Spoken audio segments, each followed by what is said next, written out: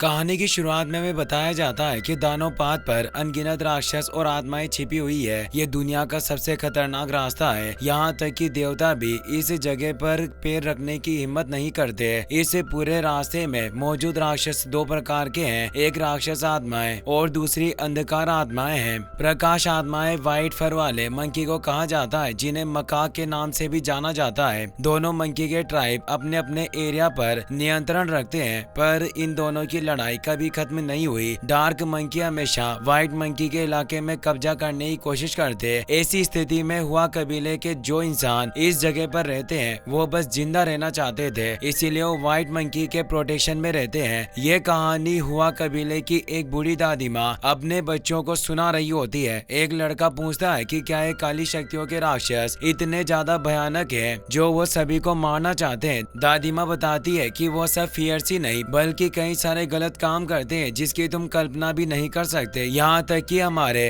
हुआ ट्राइब के द्वारा पूजे जाने वाले गॉड मकाक मंकी भी इस समय गंभीर खतरे में है। इससे वो बच्चा काफी डर गया और ईश्वर से प्रार्थना करने लगा कि आप हमें बचाने के लिए किसी शक्तिशाली देवता को भेज दो ताकि वो हमें बचाए। दादी माँ कहती है कि जब मैं बच्ची थी तब हम एक बार एक फियर्स मकाक स्पिरिट की पूजा किया करती। वो मंकी किंग था जिससे हमारे हित के लिए लड़ाई लड़ी, पर अंत में वो भी नहीं बचा। उस समय एक स्वर्गीय प्राणी ने मुझसे कहा कि मृत्यु सभी चीजों का अंत नहीं होती, मंकी किंग का पुनर्जन्म नए रूप में जरूर होगा, इसीलिए आज तक मैं उसी पल का इंतजार कर रही हूँ। तभी दादी माँ को एहसास होता है कि दुश्मन कबीले के लोग उनके इलाके में घुस आए हैं। जो किन कबीले के लोग थे जिन्होंने काले राक्षसों के साथ अलायंस बनाया हुआ था, वो जहर से लेपित तीरों से हुआ कबीले के वॉरियर को बेहोश करने लग जाते हैं। सभी इससे परेशान हुए पर वो कुछ नहीं कर पाए और देखते ही देखते किन कबीले के लोगों ने कई सारे लोगों को बेहोश कर दिया। हुआफा नाम की लड़की ने जवाबी हमला करने के लिए हथियार उठा लिए, पर किन ट्राइब के लोगों ने उन्हें घेर लिया। किन कबीले का लीडर हुआफा को लात मारकर दूर फेंक देता है और बोला कि तुम सभी लोग दयनीय रूप से काफी कमजोर हो। उसका नाम किन बाओ था, तुम कमजोर लोग जीने के लायक नहीं हो, और वो उसे जोर से मारता है। दादी माँ जिसका नाम गोजी था वो बच्चों को लेकर वहाँ से निकलने लगी, पर किन कबीले के लोगों ने उसे घेर लिया। गाँव के सभी बचे हुए लोगों, महिलाओं और बच्चों को बंदी बना लिया गया।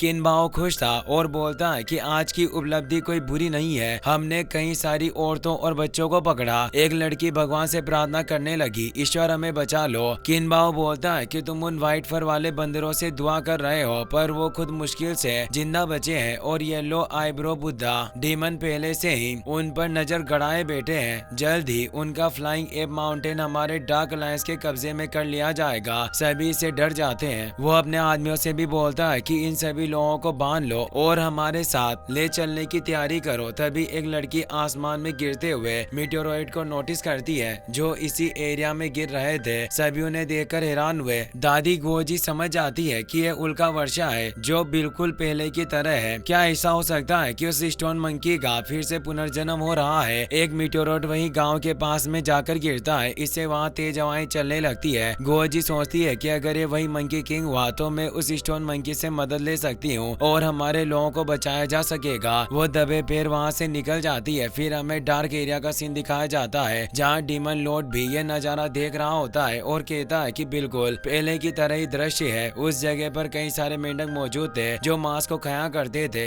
यही वो येलो आईब्रो वाला बुद्धा डीमन होता है जो व्हाइट फर मंकी का खात्मा चाहता था। वो अपने साथी से बोलता है कि मेरे प्रसाद में इतनी कमी क्यों हो रही है। दरअसल वो इंसानों का मांस और हाई पावर वाले लोगों की बॉडी को ही खाता था, जिससे उसकी बॉडी स्ट्रॉन्ग होती और वो अपनी बॉडी को पोषण दे पाता था। वहाँ उसका एक सेवक आता है जिसका नाम शेन था। वो कहता है कि मास्टर आप चिंता ना करें, आपके लिए सब कुछ तैयार कर लिया गया है और जल्दी मेरा भाई उस फ्लाइंग एप माउंटेन पर पहुंच जाएगा और इंसानों की तरह उन लोगों की बॉडी को भी आपके लिए पेश किया जाएगा। येलो आईब्रो डीमन बोलता है कि यह काफी अच्छा होगा, तुम अगर मेरे लिए काम करते हो तो मुझे किसी चीज की चिंता करने की जरूरत नहीं। हमारे इस राक्षस पात पर सभी लोगों के बीच बंदर ही हमेशा से मेरे पसंदीदा रहे हैं और मैं उन्हें ही खाना पसंद करता हूँ और तुम मेरे पूरे डार्क अलायंस में मेरे सबसे भरोसेमंद सहयोगी हो। शेन कहता है कि आपके मार्गदर्शन के बिना मास्टर में और मेरा भाई आज इस मुकाम पर नहीं पहुंचे होते। हम आपकी इस दयालुता को कभी नहीं भूलेंगे। तभी एक डीमन उसे खाने के लिए उसकी तरफ बढ़ता है, इसीलिए येलो डीमन उसे मांस का एक टुकड़ा दे देता है और शेन से पूछता है कि अब तुमने कितने माउंटेन पीक को अपने कब्जे में कर लिया। वो बताता है कि अगर एक बार मेरा भाई सफेद फर वाले मका कबीले को जीत ले तो वो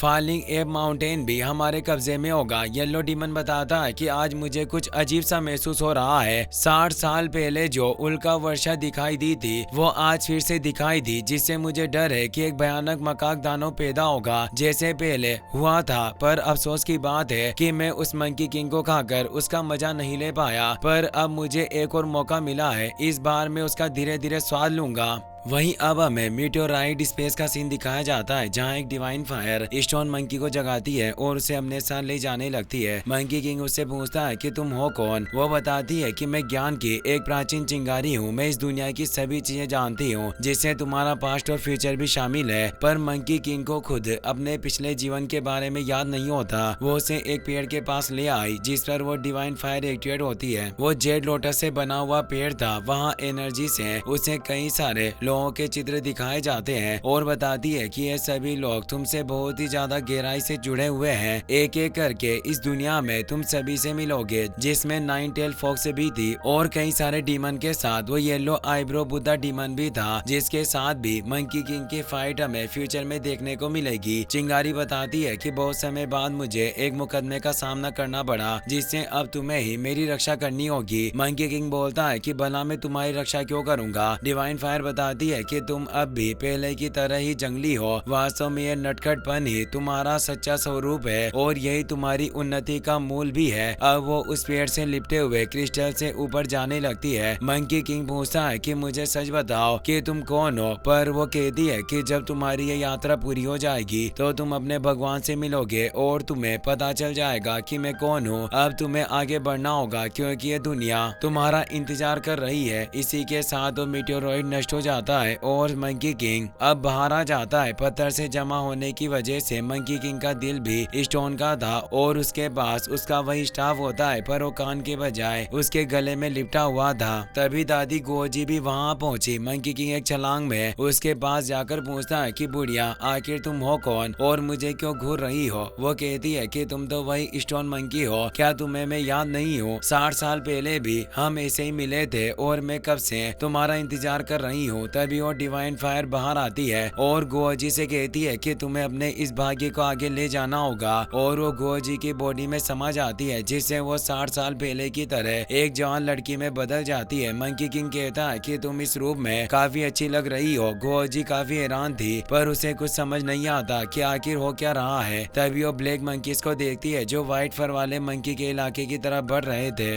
इससे गोजी समझ जाती है कि उनकी जान खतरे में होगी। वह मंकी किंग से बोलती है कि हमें व्हाइट फर वाले मकाक बंदरों की मदद के लिए जाना होगा क्योंकि उनकी वजह से ही हमारा फ्लाइंग एप माउंटेन सुरक्षित है। वो कहता है कि ये सब तो ठीक है पर इसमें आखिर मेरा क्या संबंध है। वो बताती है कि बेशक ये तुम्हारे लिए मायने रखता है क्योंकि मैं जानती हूँ कि तुम सबसे ज्यादा स्ट्रॉन्ग हो और हमेशा ताकतवर लोग ही कमजोरों की रक्षा करते हैं और यही तुम्हारी ताकत का असली अर्थ है। मंकी किंग इस बारे में सोचने लगता है। तभी हम देखते हैं कि एक फॉक्स लेडी उन्हें देख रही थी। फौजी जबरदस्ती मंकी किंग को अपने साथ लेकर जाने लगती है। वहीं फ्लाइंग एप माउंटेन पर ब्लैक मंकी पहुंच गए थे और वो उन मंकी को मारना स्टार्ट कर देते हैं। मका किंग को एहसास हो जाता है कि जरूर कुछ गड़बड़ है और वो सभी सतर्क हो जाते हैं। ब्लैक मंकीज ने उन्हें चारों तरफ से घेर लिया था। जियाओ लियू भी लड़ने को तैयार हो जाती है जो मका किंग की बेटी थी। ब्लैक मंकी बोलता है कि आज तुम लोग नहीं बचोगे और वो उन सभी मंकी किंग के बच्चों को किडनैप करने लग जाते हैं। मका किंग को काफी गुस्सा आया और वो अपने सभी वॉरियर से बोलते हैं कि हमला करना स्टार्ट करो और अब ब्लैक और व्हाइट मंकी के बीच फाइट स्टार्ट हो जाती है। व्हाइट मंकी पावरफुल थे जिससे वो ब्लैक मंकीज को मारकर अपने बच्चों को बचा रहे थे। कई सारे बंदर ने एक साथ मका किंग को घेर लिया पर राजा उन्हें आसानी से दूर फेंक देते हैं और बोले कि तुम आखिर सोचते क्या हो कि हम व्हाइट फर वाले मकाक मंकी कमजोर हैं, आज तुम सभी मारे जाओगे। और वो एक मंकी को पंच करने के लिए आगे बढ़े पर अब ब्लैक मंकी को लीड करने वाला शेन का बड़ा भाई वहां जाता है जो लाल पूंछ वाला बंदर होता है। वो मकाक किंग को किक मारकर दूर फेंक देता है और बोलता है कि तुम काफी कमजोर हो फिर भी इतने अहंकारी हो, आज इस पूरे दानव पास से तुम्हारा नामो निशान मिट जाएगा। मकाक किंग कहता है कि अभी मैं हारा नहीं हूँ, तुम नीच लोगों से हम इतनी जल्दी हार स्वीकार नहीं करेंगे। लाल पूंछ वाला बंदर बोला कि तुम काफी कमजोर हो, मैंने अभी अपनी पावर के सिर्फ 10 हिस्से का इस्तेमाल किया और तुम दूर जा गिरे। मकाक किंग कहता है कि तुम मुझे कमजोर मत आको और वो उसे मुक्का मारने आते हैं पर वो आसानी से बचकर दूर फेंक देता है और बताता है कि अब ये फ्लाइंग एप माउंटेन पर मेरा अधिकार होगा और वो फुल पावर से पंच करता है। मकाक किंग भी उसे पंच मारते हैं पर लाल पूंछ बंदर की पावर इतनी फियर्स थी कि मकाक किंग की हड्डियां टूट जाती है और अब लाल पूंछ बंदर लगातार कई सारे अटैक के साथ मकाक किंग को घायल कर देता है। उसके पास रेड डिस्क थी जिससे वो इतना पावरफुल था। अब वो मकाक किंग को खत्म करने के लिए उस पर अपने आर्मर चेन से अटैक करता है। मकाक किंग लकड़ी फेंक कर रोकने की कोशिश करते हैं पर रोक नहीं पाते और वो अपनी गला घोटने वाली भुजाओं में से उन्हें लपेटकर सभी हड्डियां तोड़ देता है। ये देखकर सभी मंकी और उनकी बेटी जियाओ लियो काफी दुखी होती है। वो उनके पास आती है। लाल पूंछ बंदर बोलता है कि तुम्हारे पास काफी कम स्किल है फिर भी तुम खुद को इन सभी का किंग कहते हो। जियाओ लियो को काफी गुस्सा आ रहा था। वो अपनी पूरी पावर के साथ उनसे लड़ने का डिसाइड करती है और उस पर अटैक करने पड़ी पर वो एक चपेट में ही उसे दूर फेंक देता है। मकाक किंग बोलते हैं कि जियाओ लियो इस दिन से तुम्हें मकाक वंश को प्रोटेक्ट करना होगा पर तभी लाल पूंछ बंदर लात मारकर उसे पूरी तरीके से मार देता है। जियाओ लियो इसे गुस्से से भर गई। उसने खंजर निकाले और अपनी एयरलेस फ्लाइंग ड्रैगन स्किल का इस्तेमाल करती है जिससे कई सारे खंजर एक साथ लाल पूंछ बंदर की तरफ बढ़े। वो खुद के बचाव के लिए तैयार था पर वो खंजर गायब हो गए जिससे उसे कुछ समझ नहीं आता। जियाओ लियो मौका देकर दूसरी तरफ से उस पर अटैक करने लगी और उसकी बॉडी में कई सारे खंजर घोंप देती है। इससे उसे लगने लगा कि वो उसे खत्म कर देगी पर लाल पूंछ बंदर हंस रहा था और बोला कि तुम पर्याप्त शक्तिशाली नहीं हो। वो अपने ओरा से ही उन सभी खंजर को दूर निकाल लेता है। जियाओ लियो के पास आकर उसे पंच मारकर बुरी तरीके से पीटने लग जाता है जिससे उसकी हालत भी काफी खराब हो जाती है और अपने पिता से कहती है कि मुझे माफ करना, मैं आपकी उम्मीदों पर खरा नहीं उतर पाई। इसी के साथ वो गिर जाती है और अब वो लाल पूंछ बंदर उसे मारने के लिए किक करने लगा लेकिन तभी मंकी किंग सामने आ जाता है जो उसके अटैक को रोक लेता है और वो जियाओ लियो से कहती है कि विक मकाक तुम्हारी वो एंडलेस डेगर ट्रिक वाकई कमाल की थी, तुमने इसे उससे भ्रम में डाल दिया, क्या तुम मुझे वो सिखाओगी कि उसे कैसे इस्तेमाल किया जाता है। लाल पूंछ बंदर बोलता है कि तुम्हें क्या लग रहा है कि तुम इसे बचा पाओगे और वो फुल पावर के साथ उस पर दबाव डालने लगता है पर मंकी किंग भी अपने फियर्स ओरा के साथ उसे दूर कर देता है। लाल पूंछ बंदर पूछता है कि आखिर तुम हो कौन। मंकी किंग कहता है कि मैं शक्तिशाली स्टोन मंकी किंग हूँ और यहाँ मौजूद सभी लोग ध्यान से सुने, इस वक्त से मैं यहाँ मौजूद हर एक मकाक बंदर का रखवाला हूँ और अब हर कोई मेरी प्रोटेक्शन में रहेगा। गोजी भी वहाँ आ गई थी और उसे एहसास होता है कि इसमें भी पुराने मंकी किंग की तरह ही निडर प्रेरणा है। सभी मकाक किंग हैरान हुए कि वो उन्हें प्रोटेक्ट करना चाहता है। फॉक्स गर्ल भी ये देख रही थी। वो कहती है कि वाकई बहुत ही मनोरंजक बंदर है। लाल पूंछ बंदर जोर जोर से हंसने लगा और कहता है कि तुम्हें तो इस इलाके के रूल भी नहीं पता, तुम सफेद फर वाले मकाक कबीले से नहीं हो तो आखिर इनके किंग कैसे बन सकते हो। इन लोगों ने अभी तक तुम्हें लीडर के रूप में नहीं चुना है इसीलिए तुम्हारा हमारी फाइट में इंटरफेयर करने का कोई अधिकार नहीं। लिटिल मंकी तुम्हें चुपचाप मेरे रास्ते से हट जाना चाहिए। मंकी किंग जियाओ लियो से पूछता है कि क्या ये बात सही है कि सबको पहले मुझे लीडर के रूप में चुनना होगा। वो कहती है कि हाँ ये सच है, सभी मकाक कबीले के बंदर सहमत होने चाहिए तभी तुम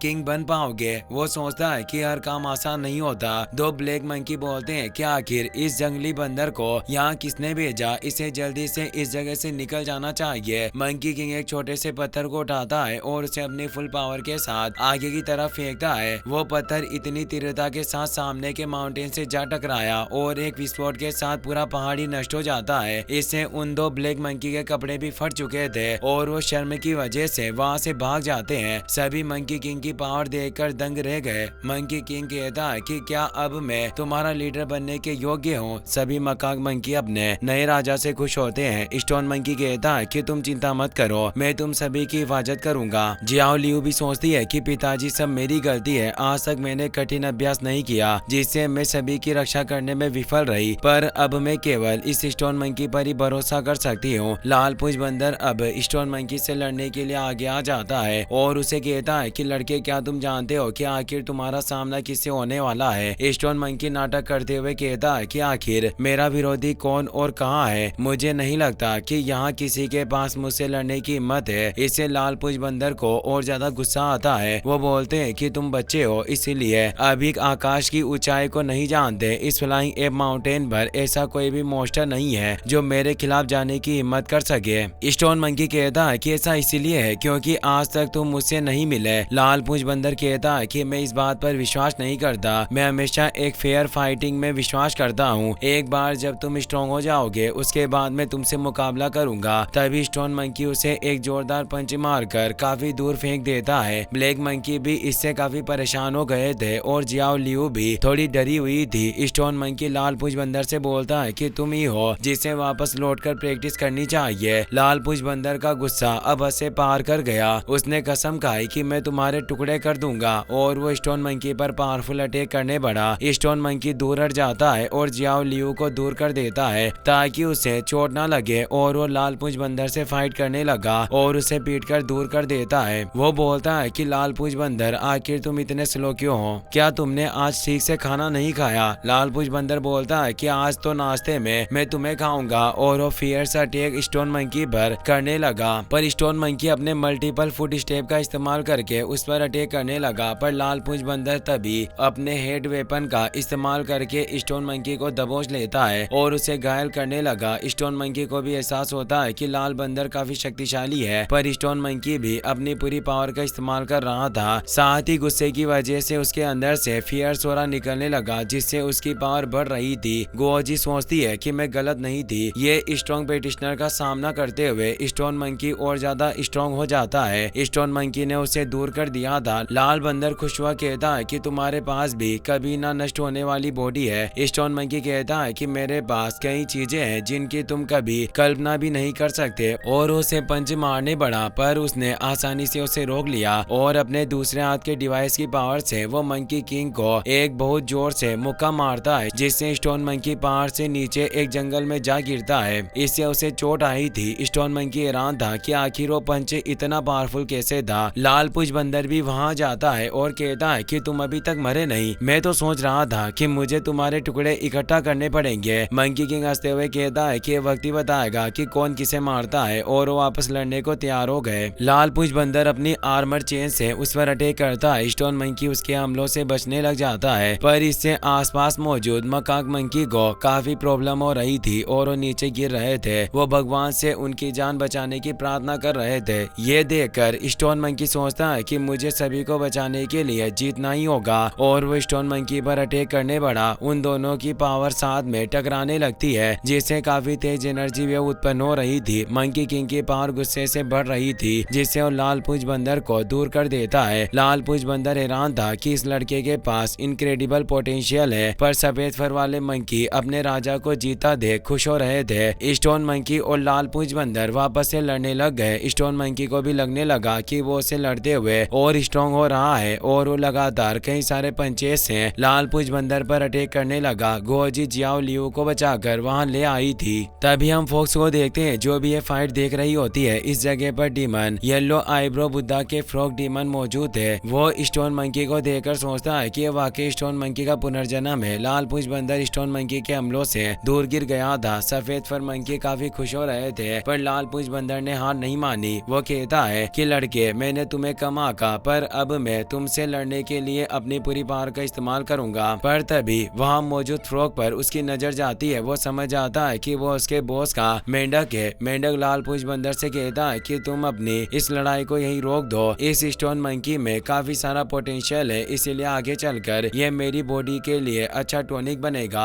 और मैं इसे अच्छी तरीके से खाऊंगा। तो लाल पूंछ बंदर कहता है कि मैं अभी इसे आपके लिए ले आऊंगा, पर वो उसे रुकने को कहता है और बताता है कि अभी इसकी पावर कम है, इसीलिए इसे खाने में मजा नहीं आएगा और इसे खाना बेकार होगा, इसीलिए अभी पहले इसे स्ट्रॉन्ग होने दो। मैं तो लाल पूंछ बंदर उसकी बात समझ आता है और अपने सभी साथियों को पीछे हटने का ऑर्डर देता है। अब सभी ब्लैक मंकी लाल पूंछ बंदर के साथ वहाँ से निकलने लगते हैं। स्टोन मंकी लाल पूंछ बंदर से कहता है कि क्या तुम डर गए जो इस लड़ाई को बीच में ही छोड़कर भाग रहे हो? लाल पूंछ बंदर कहता है कि अगर तुम लड़ना चाहते हो तो सेक्रीफाइस लैंड पर आ जाना, ये मत भूलो इस मका कबीले के बेबी मंकी और हुआ कबीले के लोग हमारे कब्जे में है और जल्दी उन्हें बलिदान कर दिया जाएगा। गुओजी परेशान होती है। यह देखकर स्टोन मंकी गुस्से में लाल पूंछ बंदर से कहता है कि अगर तुमने उन लोगों को चोट पहुंचाने की हिम्मत की तो मैं तुम्हें जिंदा नहीं छोड़ूंगा। लाल पूंछ बंदर कहता है कि मुझे उन इंसानों में कोई दिलचस्पी नहीं, मैं सिर्फ तुमसे लड़ना चाहता हूँ, इसीलिए मुझे निराश मत करना, हम जल्दी दोबारा मिलेंगे। यह कहकर वहाँ से चला जाता है। सभी बंदर अब स्टोन मंकी के सामने घुटने टेक लेते हैं और अपनी जान बचाने के लिए थैंक्स कहते हैं। फिर दिखाया जाता है कि मंकी किंग गुओजी के साथ हुआ विलेज में आता है जहाँ कई सारे गांव वाले मरे हुए थे और पूरे गांव को जला दिया गया था। गुओजी ये देखकर परेशान होती है। उसे अपना साथी जियोहाई दिखाई देता है जो अभी भी जिंदा था। वो इसका इलाज करती है। स्टोन मंकी उसे कहता है कि यह सब देखकर मुझे बहुत ही फेमिलियर फीलिंग हो रही है। तो गुओजी बताती है कि सालों पहले मैंने एक जख्मी बंदर का इलाज किया था और मुझे लगता है कि तुम उसी मंकी का पुनर्जन्म हो जो हमारी मदद करेगा।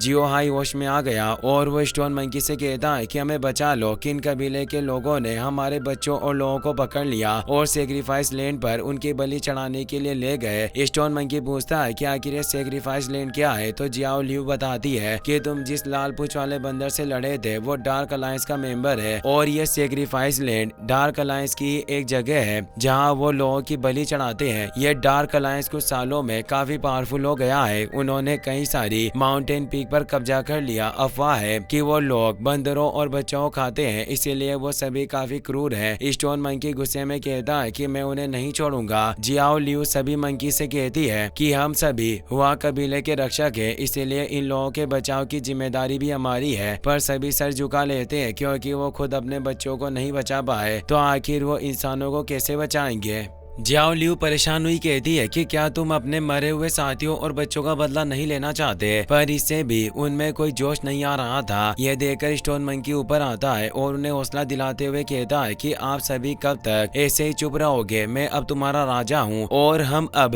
किसी का अत्याचार नहीं सहेंगे और उन लोगों को मार डालेंगे जिन्होंने हमारे मकाक प्रजाति के लोगों को मारा और हमारे लोगों की बलि दी। तो एक बंदर कहता है कि वो डार्क अलायंस के लोग काफी ज्यादा ताकतवर और भयानक है, हम उनसे जीत नहीं सकते। स्टोन मंकी कहता है कि मैं तुम्हारे साथ हूँ, फिर आखिर तुम्हें किस बात का डर है? भले ही ये आकाश नीचे गिर जाए पर मैं पीछे नहीं हटूंगा। तो सभी लोगों के अंदर जोश आ जाता है और वो कहता है कि हम अपने बच्चों को नहीं खो सकते, हम उन्हें वापस लाकर रहेंगे और डार्क अलायंस को हराएंगे। यह देखकर वो जी भी खुश होती है। स्टोन मंकी जियाओ लियू उसके पास आती है और वो उसे कहता है कि तुमने जो डेगर के साथ छलावे की टेक्निक का इस्तेमाल किया था, क्या तुम मुझे उसे सिखा सकती हो?